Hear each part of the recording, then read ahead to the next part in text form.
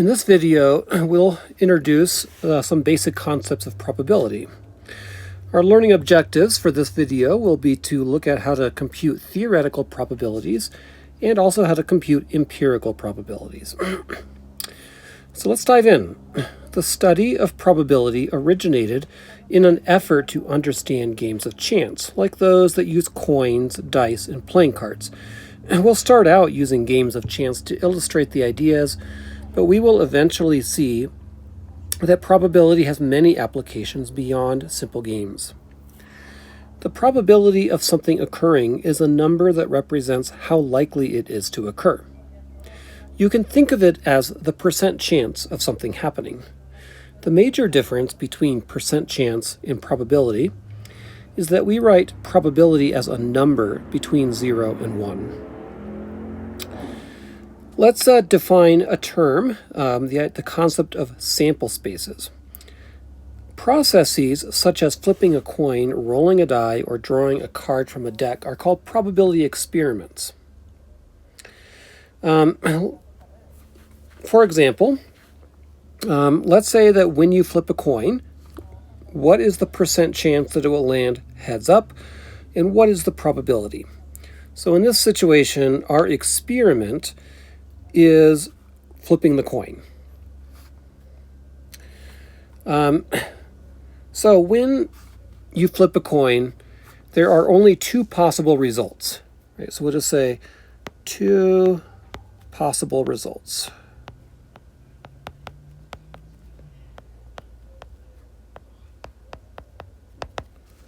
Heads or tails.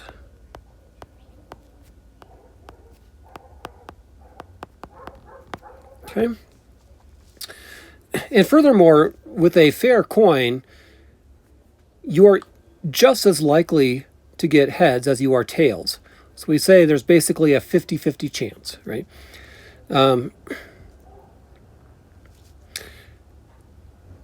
So if we were to express this result as a percent, we would say there's a 50% chance that it lands heads up, and there's a 50% chance that it lands tails up. But probability is like percent chance, but it's expressed as a number instead of as a percent. It's a number between 0 and 1. We know that the decimal form of 50% is 0.5. So the probability of getting heads on a flip of a coin is 0.5 or 1/2. Okay.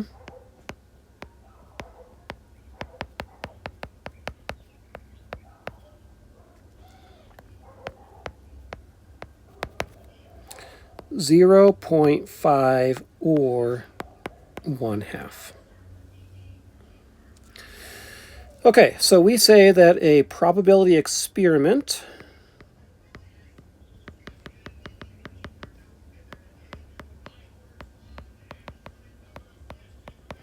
is a process that leads to well-defined results called outcomes. An outcome is the result of a single trial of a probability experiment. Some examples of a trial are flipping a coin once, rolling a single die, and drawing one card from a deck. When a coin is tossed, there are two possible outcomes, heads or tails. When rolling a single die, there are 6 possible outcomes. The numbers 1, 2, 3, 4, 5, or 6. In a probability experiment, we can predict what outcomes are possible, but we can't predict with certainty which one will occur. We say that the outcomes occur at random. In any experiment, the set of all possible outcomes is called the sample space. A sample space is the set of all possible outcomes of a probability experiment. Here's some examples of some sample spaces for various probability experiments. Okay. Let's say the experiment is flipping one coin. And then the sample space would just be the outcomes, heads, tails, the possible outcomes. If the experiment is rolling a die, the sample space would be the numbers 1, 2, 3, 4, 5, and 6. If the experiment is answering a true-false question, the sample space would be the outcomes true and false. If the experiment is flipping 2 coins, then the sample space would be either getting 2 heads, 2 tails, a head followed by a tail, or a tail followed by a head. When working with probability, we'll often want to think of sets of outcomes. If you roll a single 6-sided die, the clear outcomes are 1, 2, 3, 4, 5, and 6. But what if you bet on getting an even number?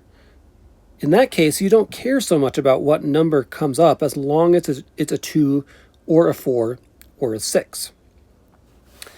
Getting an even number when rolling a die is an example of an event. An event is any subset of the sample space of a probability experiment. Okay.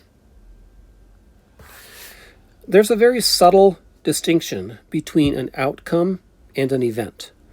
An outcome is a single occurrence, while an event can contain a number of outcomes. So rolling 2 with a single die is an outcome, but it can also be considered an event. However, rolling an odd number, on the other hand, this is an event made up of 3 outcomes, but it is not itself an outcome.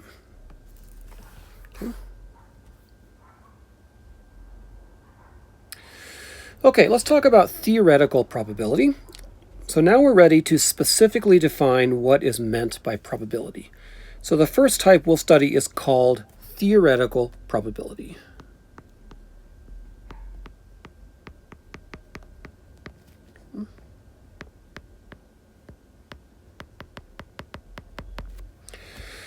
The goal here is to determine all of the possible outcomes in a sample space and determine the probability or likelihood of an event occurring without actually performing any experiments.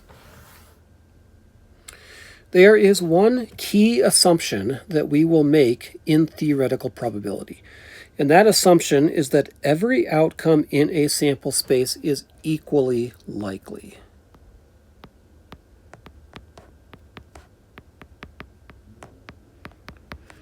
All of the outcomes are equally likely to occur. Assuming that assumption is true, then we can use this formula to find a theoretical probability.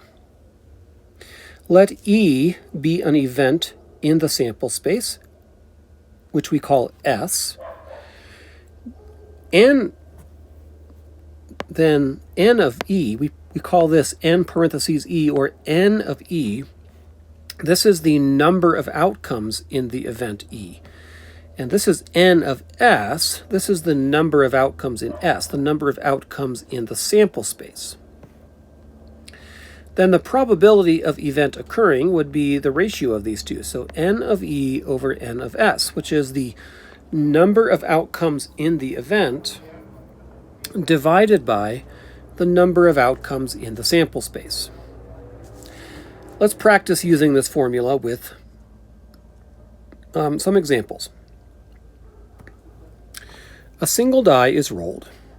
For the 3 events listed below, without calculating probabilities, put them in order from least to most likely based on an educated guess, and then compute each probability.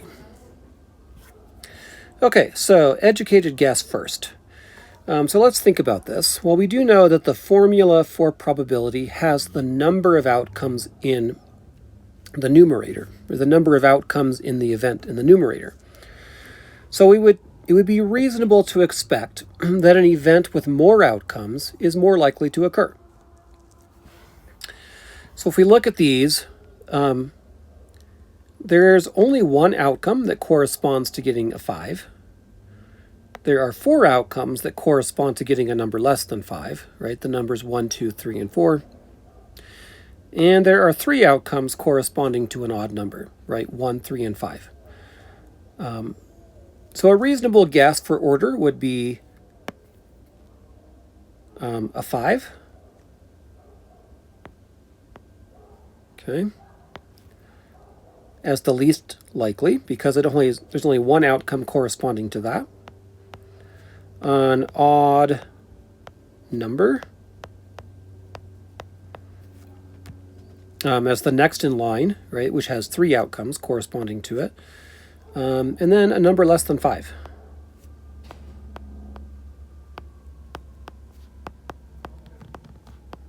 Okay, so my educated guess is that rolling a 5 would be the least likely, rolling a number less than 5 would be the most likely, and rolling an odd number, that probability would fall somewhere in between the other two.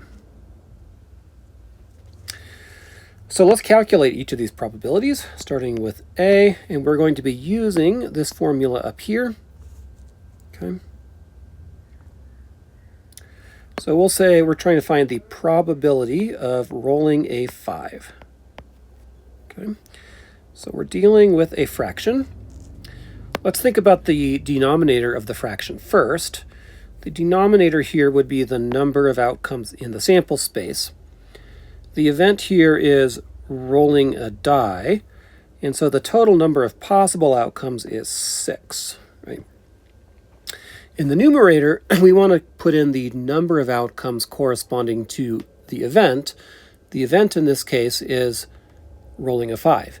There's only one way to get a 5, right? There's only one outcome, or one one outcome that corresponds to obtaining a 5. So that probability would be 1/6. Let's do B. Probability of getting a number less than 5.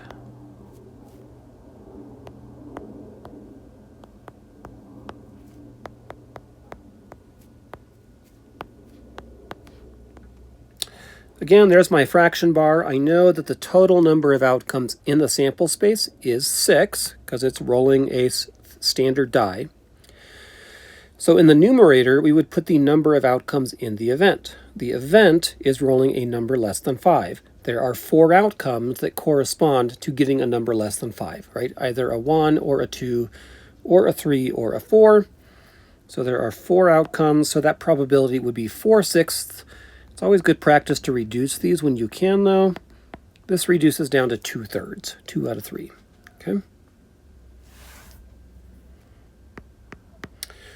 This last one, the probability of rolling an odd number. Okay. Again, my sample space has 6 possible outcomes. The numerator is the number of outcomes in the event. The event is rolling an odd number. There are 3 ways to roll an odd number on a standard die, right? A 1 or a 3 or a 5. So the numerator here would be 3. So it's 3/6, which reduces down to 1/2. Okay, let's move on to another example. 2 coins are flipped. We want to find the probability of getting 2 heads, at least 1 head, at most 1 head. Okay? Let's work this out down here. So first of all, let's list my sample space.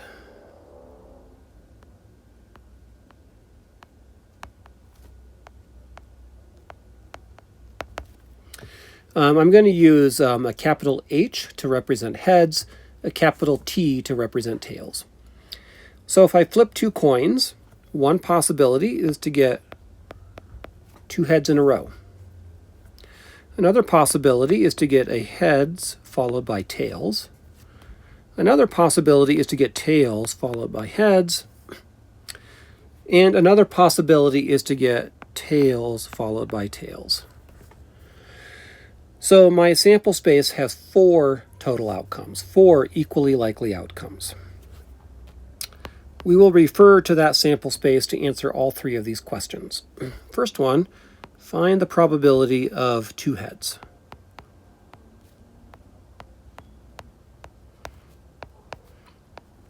The denominator of my fraction would be all of the total number of outcomes in the sample space, which is 4. The numerator would be the number of outcomes that correspond to getting 2 heads. If I look at the 4 outcomes, only one of those outcomes results in 2 heads. So the numerator would be 1/4. This next one, we're trying to find the probability of at least 1 head.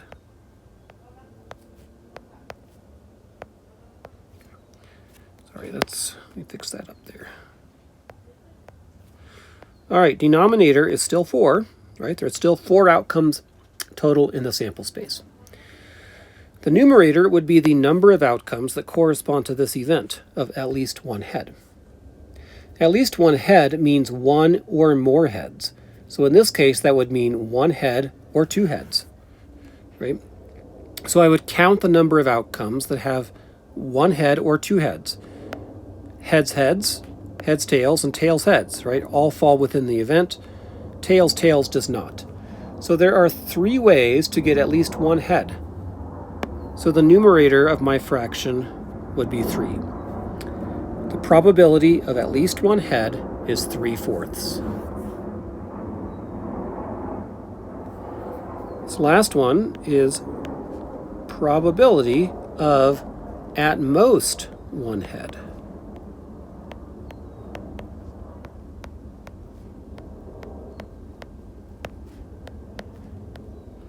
Denominator is still 4 because there's still 4 outcomes in the sample space. At most 1 head means either no heads or 1 heads, no more than 1 head, right? So the number of outcomes that have either no heads or 1 heads, well, we've got tails, tails, tails, heads, heads, tails.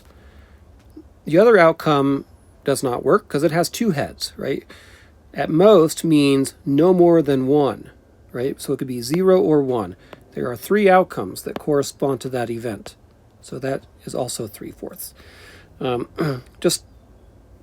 Let's just kind of fill the... So for part B, the outcomes corresponding to at least 1 head were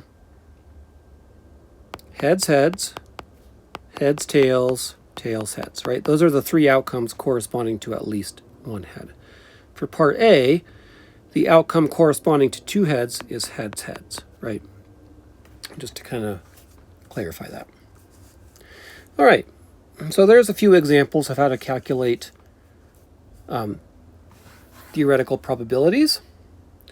Let's go over a few important observations regarding probabilities. 1, probability is never negative, right? Both the number of outcomes in the event and the number of outcomes in the sample space have to be 0 or positive. So we can't get a negative number by dividing them.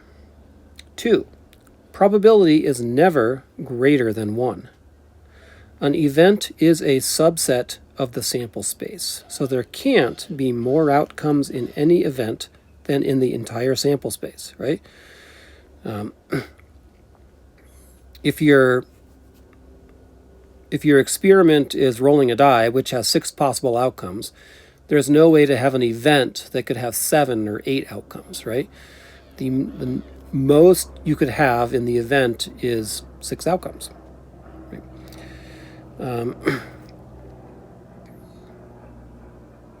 So that means the numerator is always going to be less than or equal to the denominator in the probability formula. So the largest a probability could possibly be is 1. 3, when an event can't possibly occur, its probability is 0. When an event is certain to occur, the probability is 1. If an event can't occur, then none of the outcomes in the sample space satisfy it. Right?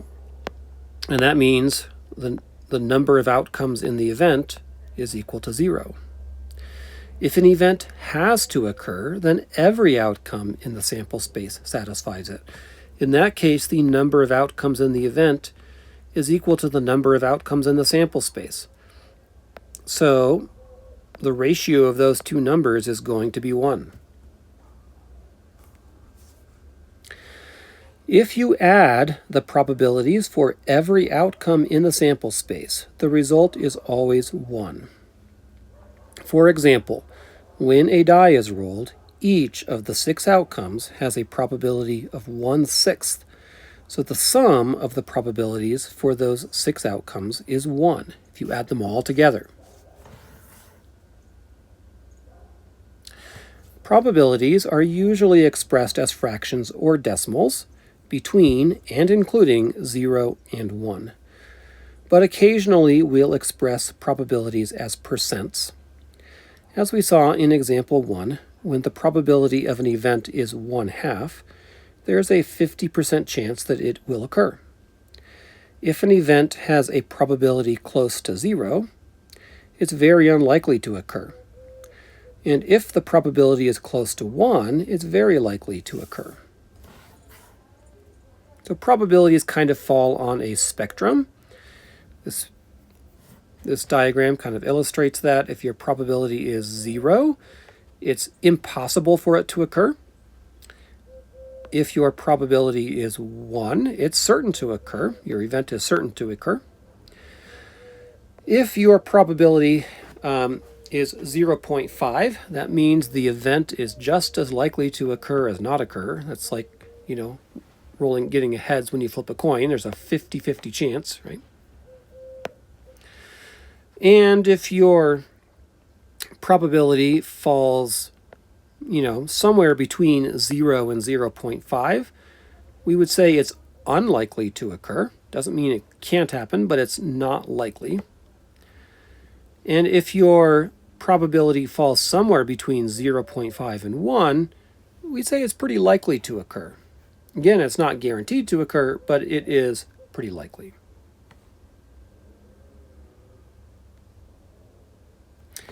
In addition to finding the probability that an event will occur, it can be useful to find the probability that an event will not occur. For example, when rolling a die, if E is the event of rolling a 2, then we say that the complement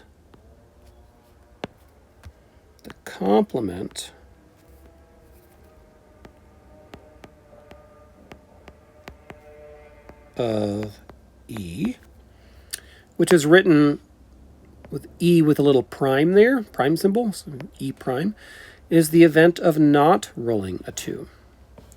We know that the probability of the event is 1/6. There's only one possible outcome that corresponds to rolling a 2 and 6 total outcomes. That means there are 5 ways for the event to not occur, right? Getting either a 1 or a 3 or a 4 or a 5 or a 6. So the probability of the complement of an event is 5/6. Notice that these probabilities add to 1. 5/6 plus 1/6 is equal to 1, which is not a coincidence. It's always true that the probability of an event plus its complement, they always add up to equal 1. And for that reason, the probability of the complement of an event is equal to 1 minus the probability of the event. So we say for any event E, if E prime is the event, E does not occur, then the probability of E prime is 1 minus the probability of the event. Let's look at an example where we use this idea. Of the next 32 trials on the docket in a county court, 5 are homicides, 12 are drug offenses, 6 are assaults, and 9 are property crimes. If jurors are assigned to trials randomly, what's the probability that a given juror won't get a homicide case? Find the probability using both the formula for theoretical probability on page 560 and the formula for complements. Then compare the two methods. Okay.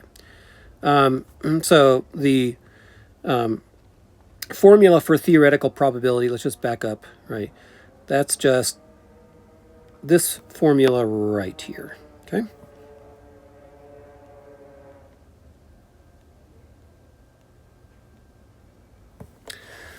So to use the theoretical probability formula, we need to figure out the total number of events, outcomes in the sample space, and then the total number of outcomes in the event. The event here is not getting a homicide case, right? Not homicide.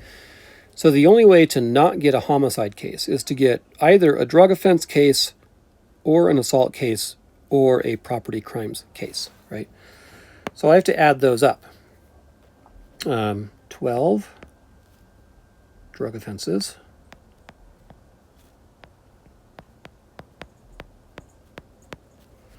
6 assaults, 9 property crimes.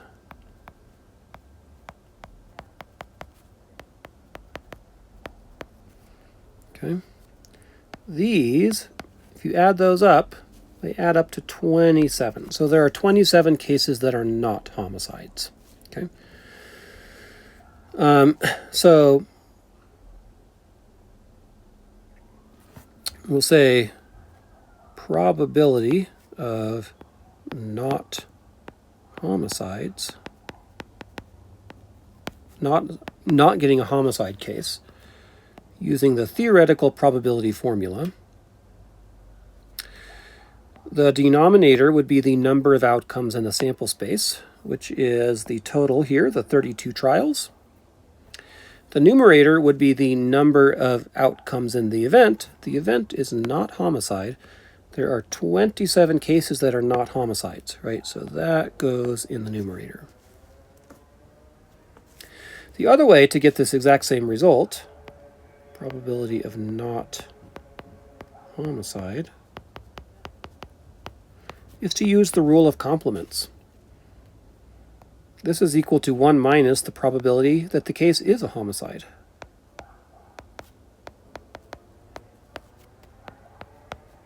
And the probability that the case is a homicide, we look at the data, it says that 5 of the cases are homicides, right? The total number of cases is 32. So it's 1 minus 32. To do the subtraction, I need to write my 1 as a fraction with the common denominator. So 32 over 32 minus 5 out of 32. That works out to be 27 out of 32, right? Exactly the same result.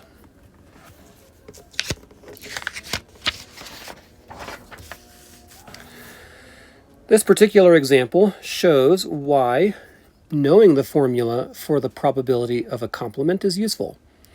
It was a little bit quicker and easier to find the probability of getting a homicide case and then subtracting it from 1 than it was to count up all the other types of cases. There can be other problems where the situation is even more complex, where we're dealing with maybe a very large number in the sample space, where the rule of complements is a much easier approach to finding the probability in question. The nice thing about the rule of complements is that if you know the probability of an event happening, then you can easily find the probability of the complement or vice versa, right? So as long as you know one of the two, you can easily find the other one.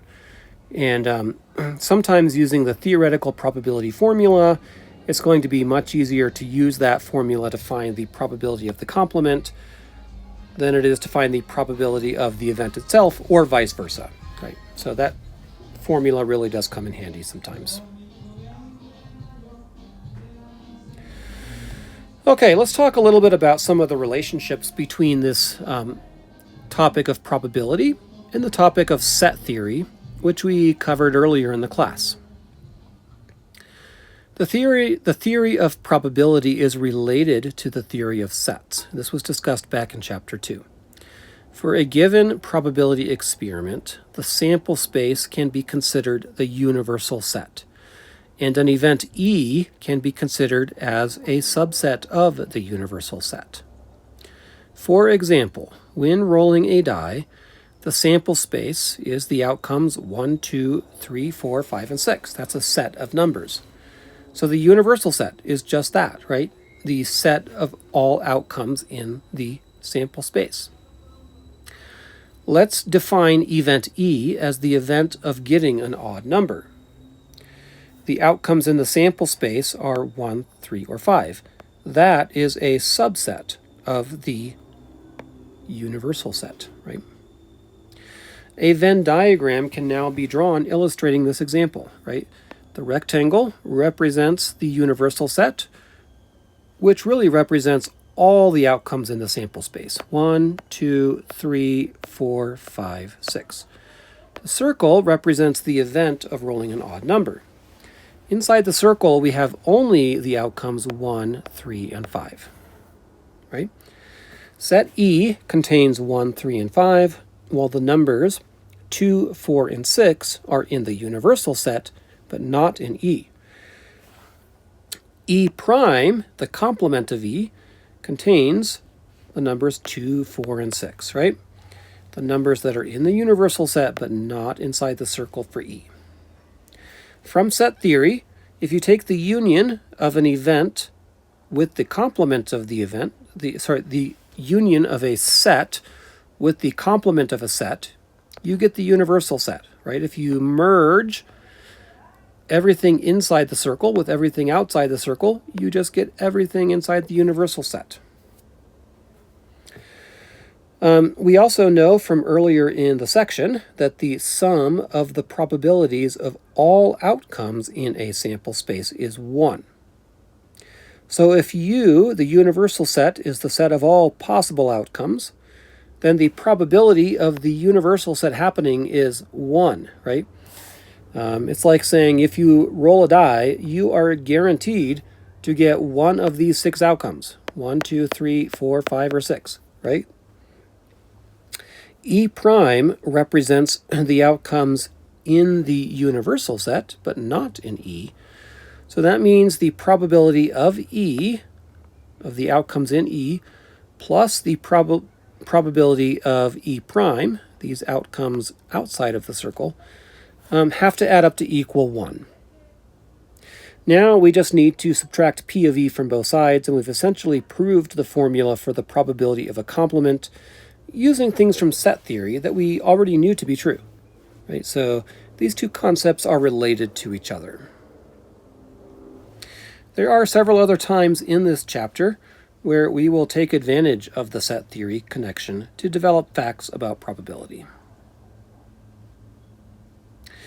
Okay, let's talk about a different type of probability. This is empirical probability. The second approach to probability that we will study is to compute it using experimental data, rather than counting equally likely outcomes. For example, suppose that 100 games into the season, your favorite baseball team has won 60 games and lost 40. You might reasonably guess that since they've won 60 of their 100 games so far, the probability of them winning any given game is about 60 out of 100, or 0.6. This type of probability is called empirical probability.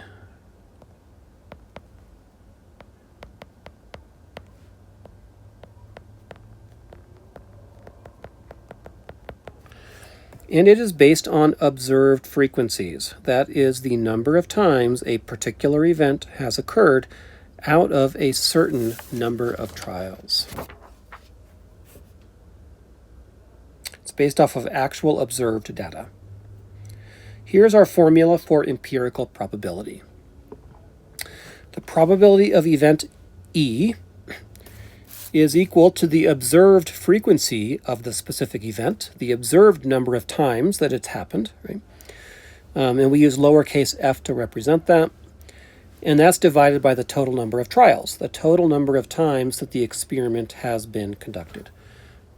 In our example up here, right, we would say the observed frequency of the specific event is the number of games the team has won, which would be 60. The total number of trials would be 100, right, the number of games they have played.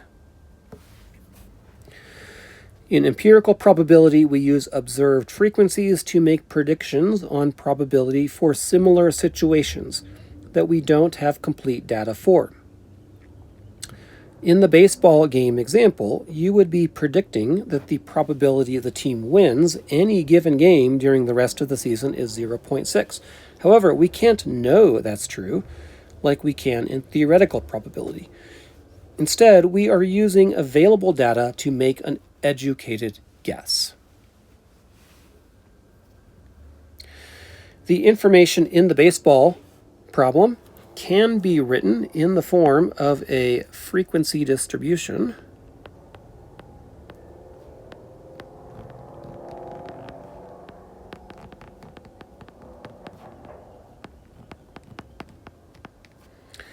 that consists of classes and frequencies for the classes, as shown below, right here, right? This technique is often helpful in working out empirical probabilities, right? So our class would be the result, which is either win or lose, and then the observed frequency, right? They have won 60 games and lost 40 games. They have played a total of 100 games. Let's look at another example where we compute empirical probabilities. Everyone has a blood type that falls into one of four categories, either O, A, B, or AB. When a blood transfusion is needed in an emergency medical situation, you might think that you would have to get the same type as your blood, but that's not actually the case. The chart below describes which types can donate and receive various blood types. Group O can donate red blood cells to anybody. Okay, they can donate to anybody. It is the universal donor. Group A can donate red blood cells to A's and AB's. Group B can donate red blood cells to B's and AB's only. Group AB can donate to other AB's, but can receive from all the others. Okay, that's how that works. Let's say that in a random sample of 500 people, 210 had type O blood, 223 had type A, 51 had type B, and 16 had type AB. First, set up a frequency distribution, and then use it to answer the following questions. Here's the questions. What is the probability that a randomly selected patient can receive only one type of blood? If an accident victim has type B blood and an EMT on site is the only person willing to donate blood, what's the probability that it will be compatible with the victim? If a person with blood type A gets a transfusion, what's the probability that the donor had type O? Find the probability that a randomly selected donor's blood can be given to patients of more than one blood type. Let's begin with the frequency distribution. Okay. So the first column in my frequency distribution will be blood type. The second column will be observed frequency.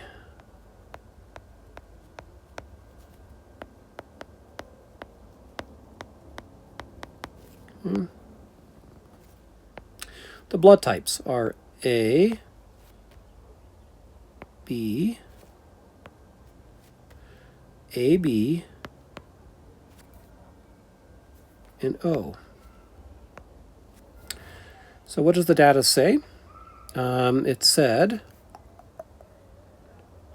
223 had type A. So I'll put 223 right here. 51 had type B. So I'll put a 51 right here.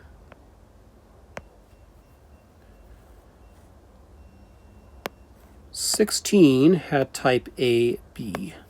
So I will put a 16 right here. And then it says 210 had type O. So I'll put a 210 right here. And then at the very bottom, let's put the total. The total, it does say a random sample of 500 people. You can also double check that by adding up these four numbers. These four numbers should add up to exactly 500. And they actually do. So let's just do this. 500 is the total. Okay. Okay, let's answer these questions. A, what is the probability that a randomly selected patient can receive only one type of blood? So what is the group that can receive only one type of blood? If we look at the diagram, we see that the only blood type that can receive one type of blood is O, right? O blood types can only receive from other O blood types, right? So really, for this one, we're trying to find the probability that somebody has a blood type of O. That's exactly what we're trying to find, right? Now, I know that the observed frequency total was 500, so that's the denominator of my fraction. And the observed number of people who had blood type O was 210. So that's the numerator. We might write this in decimal form as 0.42. Second question. If an accident victim has type B blood and an EMT on site is the only person willing to donate blood, what's the probability that it will be compatible with the victim? Let's look at our diagram. A patient who has type B blood can receive from two types, right? They can receive from type O or type B, right? So we need to find the probability that the EMT is one of those two types, either O or B, right? So we're trying to find the probability of O or B. O or B. This is equal to 51 who have type B and 210 who have type O. If you add those together, 261.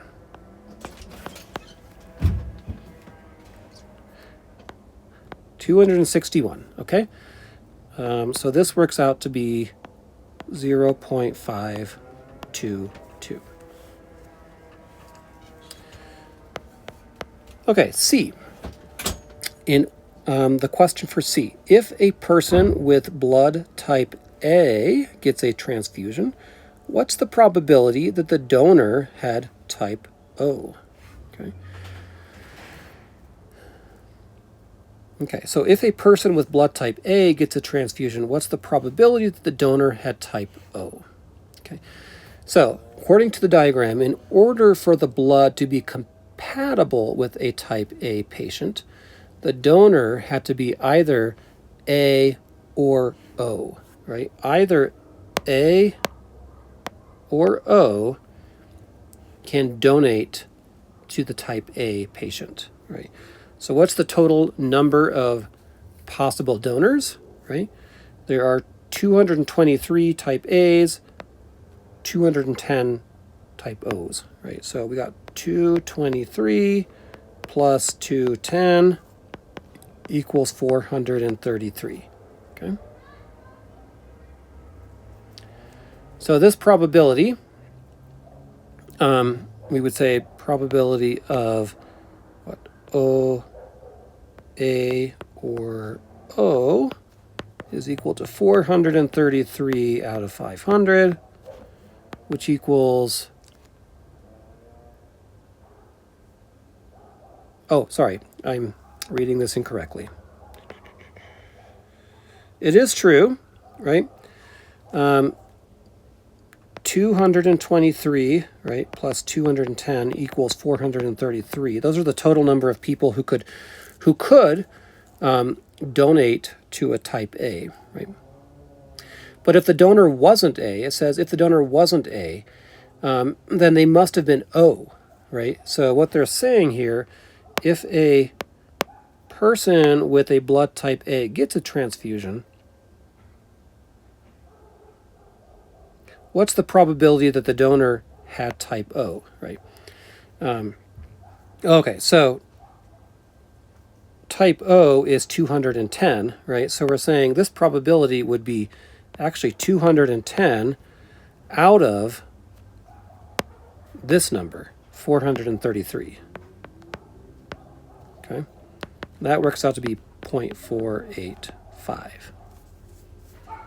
All right, the last one here. Find the probability that a randomly selected donor's blood can be given to patients of more than just one blood type. There's only one group whose blood can be donated to just one type, AB. ABs can only donate to other ABs.